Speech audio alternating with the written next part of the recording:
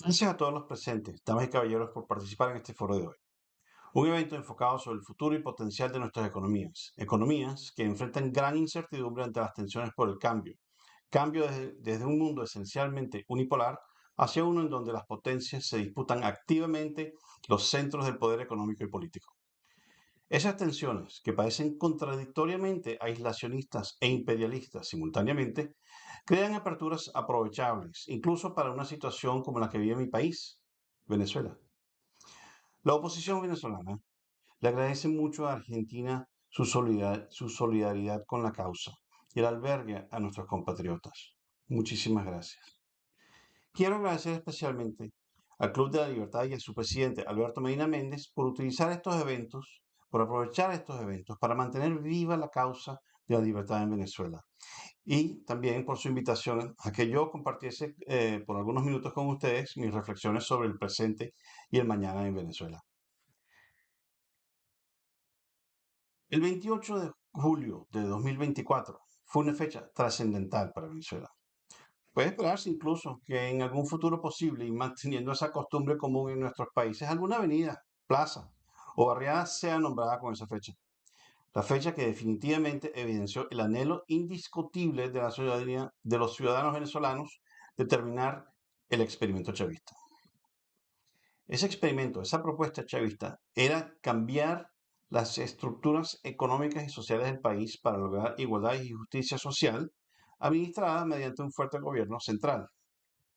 Bajo esa propuesta, el gobierno central asumía el control sobre los recursos naturales y activos fijos del país y la administración de su explotación. La propuesta se basa sobre la premisa de que Venezuela era un país rico, rico en minerales básicos necesarios para la economía mundial, Con los amplios recursos financieros obtenidos por ese control, el gobierno podía satisfacer las necesidades de todos los venezolanos. Esa fue la promesa de Chávez. Hay muchas razones por las cuales ese experimento resultó un gran fracaso, pero la razón fundamental es debido a su contradicción interna: lograr orden, igualdad y justicia mediante el control central y absoluto de la sociedad y la economía. Ese control eventualmente y necesariamente será autoritario y es imposible lograr igualdad y justicia bajo esa condición. No solo Venezuela ha vivido la tragedia generada por esa contradicción conceptual. Cuba, por mencionar otros, es otro gran ejemplo en nuestro hemisferio de autoritarismo de izquierda con fantasías de utopía. Por supuesto, la Unión Soviética, Corea del Norte y China comunista son ejemplos históricos y notorios en el mundo. Sin embargo, no debemos descartar ese otro vértice ideológico en la matriz de Hayek, ese otro vértice ideológico cuyos resultados igualmente resultan en fracaso: el autoritarismo de derecha. Fracaso de otra índole, pero en la misma familia. Las contradicciones estructurales de esta otra propuesta autoritaria también estancan a la sociedad, enquistando oligarquías, sean civiles o militares. Esto lo hemos visto en nuestro pasado en Latinoamérica. Eh, el, el Paraguay de Stroessner, la Nicaragua de Somoza, el Haití de Papadoc, hasta en el México de Porfirio Díaz, a principios del siglo pasado, cuando civilización y barbarie se confundían fácilmente. Y alrededor del mundo también, con Irak de Hussein e Irán del Shah y tantos otros ejemplos frecuentemente citados por la izquierda, como ustedes bien saben. Hoy día incluso estamos viendo lo que podemos calificar de autoritarismo de derecha en países como Rusia y la China actual, con creciente desigualdad, tiranía y economías en descenso estructural, buscando su rescate mediante la expansión imperialista.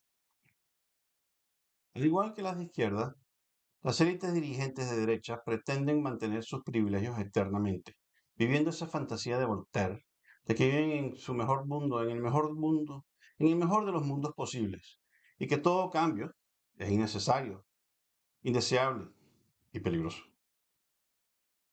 Esto ocurre por igual tanto en los autoritarismos de derecha como en los de izquierda. Ambos han creado un mundo para sus élites con privilegios basados en rentas monopólicas, sean del Estado o de los oligarcas, acumulando poder y activos. Un mundo que quieren mantener a toda costa. Es decir, son conservadores. Todo mandato autoritario es conservador. Viven en su mejor mundo posible y no quieren que cambie.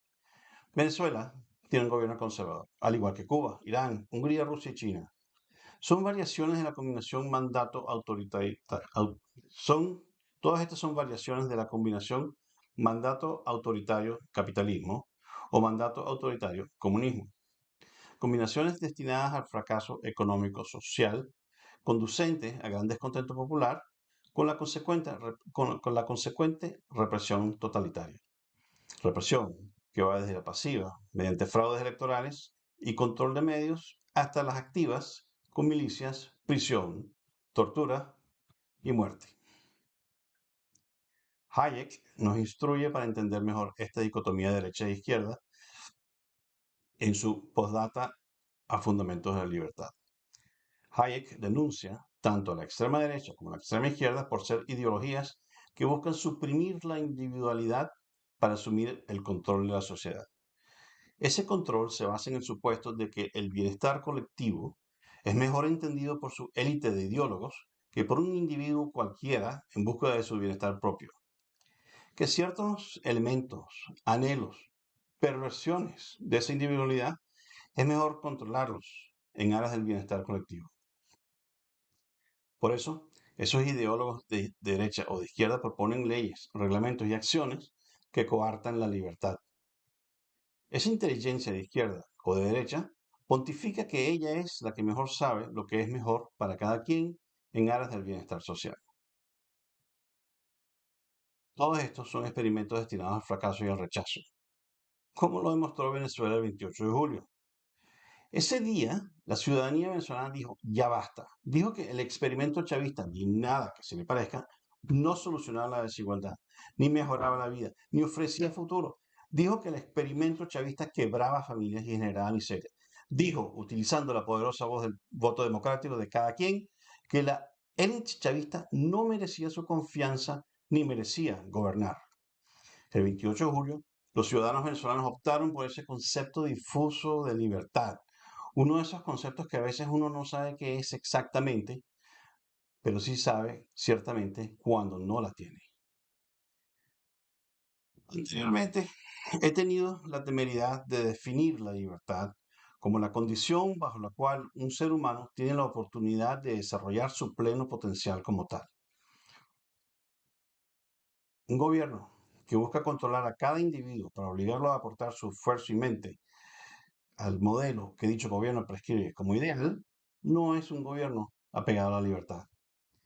Contra eso, y a sabiendas que la opción era un salto al vacío, que ese voto sería el comienzo de un proceso de restauración que no sería fácil, los ciudadanos votaron masivamente y con alegría por el Mundo González Urrutia, quien simboliza y unifica el anhelo de libertad del pueblo venezolano. Venezuela optó por democracia y libertad, la oportunidad de ser mejor vida.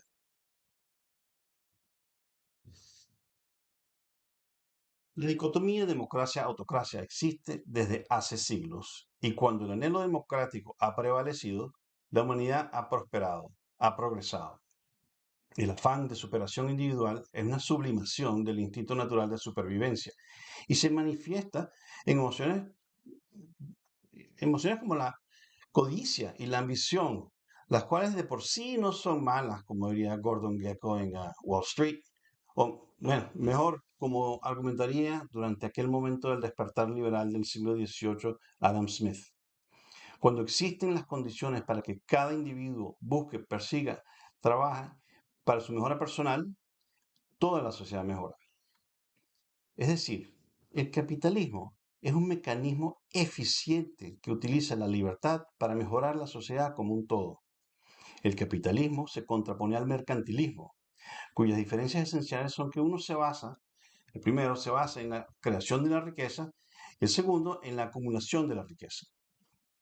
El comunismo es la manifestación moderna de la mentalidad mercantilista, enfocado en la distribución de lo que para su modelo es un recurso limitado, la riqueza, la cual existe como renta, sea de la naturaleza o de la sociedad, hasta agotarla. Sociedades que han experimentado con esa idea de la distribución de la riqueza como base fundamental para generar bienestar social han fracasado en esa meta. Y algunas ahora experimentan con lo que se puede describir como mandato autoritario con capitalismo. Rusia, China, Hungría e incluso con tanteos y asomos en Venezuela. En Cuba han habido innumerables procesos de apertura, permitiendo microempresas y otros experimentos, pero bajo regímenes autoritarios. Estos intentos protocapitalistas están destinados al fracaso. Solo refuerzan el régimen. He definido recientemente el mandato autoritario como aquel en donde los seres humanos sobreviven y prosperan dependiendo de los caprichos oportunistas de un régimen cuyo centro ideológico es el derecho legítimo de concentrar el máximo poder en su líder. Dicho con aquel viejo refrán popular, que tal vez nos revela alguna simpatía de nuestras culturas por el mandato autoritario. El que a buen árbol se arrima, buena sombra lo cobija. Pregúntale a Jack Ma, pregúntale a Jack Ma, el fundador de Alibaba, ¿qué tal funciona eso? Depender del capricho oportunista, de la sombra reconfortante de un líder autoritario, aun cuando dicho líder haga aperturas hacia el capitalismo, es una propuesta peligrosa para cualquier individuo. Más aún, es ineficiente para una sociedad e insostenible a largo plazo. Es esa combinación de democracia con capitalismo la que genera riqueza y tiene la capacidad de renovación y regeneración que con mayor efectividad y eficiencia incrementa el llamado bienestar social. La propuesta ganadora en las elecciones presidenciales de Venezuela, la aceptada por más de tres cuartas partes de los que pudieron votar, fue democracia con capitalismo, la combinación que ha generado la mayor prosperidad de las naciones y el mundo desde su surgimiento en el siglo XVIII. En conversaciones y comunicaciones con ciertas personas del liderazgo opositor, mucho antes, bastante antes, y después del 28 de julio, estábamos claros que las elecciones presidenciales, aún siendo clave, no eran sino un paso, una etapa más en la restauración de la democracia en Venezuela, al igual que lo había sido el 22 de octubre del año pasado, el día en que las primarias opositoras ratificaron la dirigencia indiscutible de María Corina Machado como su líder. Desde hace más de 2 años ya habíamos planteado la necesidad de obtener la prueba en las mesas electorales de la victoria de la oposición democrática en las elecciones presidenciales. Esta estrategia, implementada tácticamente con los comanditos recabando evidencias, ha demostrado fehacientemente ante cualquier persona u organismo internacional independiente que el Mundo González Urrutia es el presidente legítimamente electo de Venezuela. Desde la noche del 28 de julio tengo la costumbre de revisar periódicamente la página web del Consejo Nacional Electoral, el CNE. Si recuerdo bien, aquel día alrededor de las 8 de la noche, la página se cayó. El régimen, en ese momento, culpó a la oposición de haber hecho un hackeo que había tumbado la página. Esa excusa o revela una ineptitud abismal por el equipo técnico del CNE y sus aliados internacionales, o es una mentira más grande que cualquier nariz imaginable de Pinocho, puesto que hasta el día de hoy, casi 4 meses después, sigue caída esa página. La estrategia para llegar hasta el final se mantiene en pie. Todas las piezas están donde deben estar y están encajando como deben encajar. El régimen ha reaccionado a la revelada desnudez de su descarado fraude con el desespero y temor de una bestia acorralada, lanzando gruñidos, zarpazos, dentelladas. Sus 200 presos políticos, casualmente, el mismo número que mantenía el tirano Rosa, los ha multiplicado por 10. Actualmente en las cárceles mazmorras y sótanos ocultos de la tiranía hay alrededor de 2.000 personas detenidas con cargos espurios de incitación al odio, a la violencia y al terrorismo. Cargos levantados por alzar su voz defendiendo la soberanía popular manifestada el 28 de julio del 2024. A esos 2.000 se le suman centenares, miles de personas atemorizadas, refugiadas, exiladas por la persecución del régimen, por estar en la lista, persecución y prisión que ha resultado en muertes, escalando la violencia criminal del régimen. Recordando a Winston Churchill ante la lucha contra la sanguinaria oposición, solo puede prometerse sangre, trabajo, lágrimas y sudor hasta lograr la victoria, la libertad, Estos héroes venezolanos son héroes de la libertad. Les agradezco un momento de silencio para los caídos.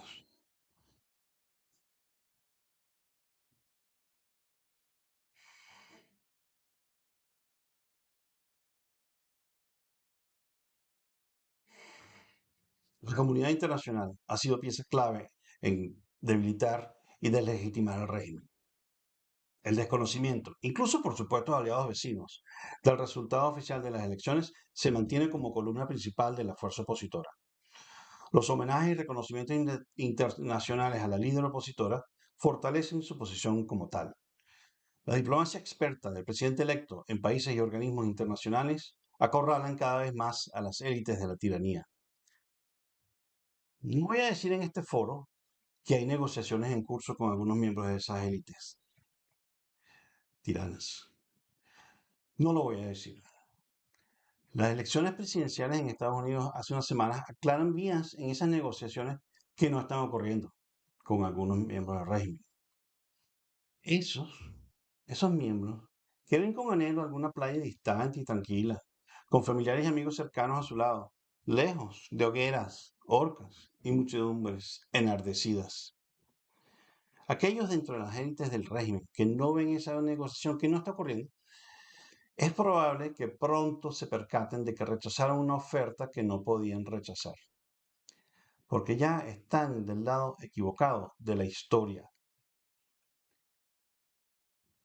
Quiero citar a Esquilo, recordando a Esquilo, él nos dice, hace casi 2000 años, que es una enfermedad que llega con toda tiranía, la de no confiar en amigos. Nos imaginamos por qué será eso, ¿no? La historia nos ha demostrado que la combinación democracia-capitalismo es la combinación que genera mayor prosperidad. La historia nos ha enseñado también que la democracia es un torbellino de ideas permanentes, un torbellino de ideas permanentes, un agitar creativo indetenible, un ir y venir circular de propuestas, riñas entre líderes con opiniones contradictorias, una apariencia de caos constante, con contiendas electorales donde los vencedores se creen dueños de la razón, la verdad y el mundo. Y los perdedores se rasgan las vestiduras, se alan los cabellos. Hasta la próxima elección. Ante el caos y la incertidumbre permanente de la democracia, la ilusión del mandato autoritario que promete orden y certeza es tentadora. Todo aquel que dice o escribe que la democracia está en peligro tiene razón, siempre. Pero la democracia vale la pena. La historia, nuevamente, nos ha enseñado que es ella, en combinación con la libertad, la que genera paz y prosperidad en las naciones. Y por eso vale la pena luchar por ella. Todo esto nos hace recordar nuevamente a Churchill, quien calificaba a la democracia como el peor de los sistemas, salvo todos los demás. Las élites del régimen venezolano, esas élites conservadoras, mercantilistas, monopólicas, tiránicas, que pretenden aferrarse al poder y someter al país, están del lado equivocado de la historia. Su visión de su mejor mundo posible se derrumba y algunos todavía le hacen caso cándidamente al bla bla bla del profesor Pangloss, de todos esos profesores Pangloss que tienen a través de sus medios. No, no. Pronto despertarán el nuevo mañana de Venezuela, el nuevo mañana de Venezuela, porque la historia también nos lo ha enseñado. Tiranías eternas no son. Muchas gracias.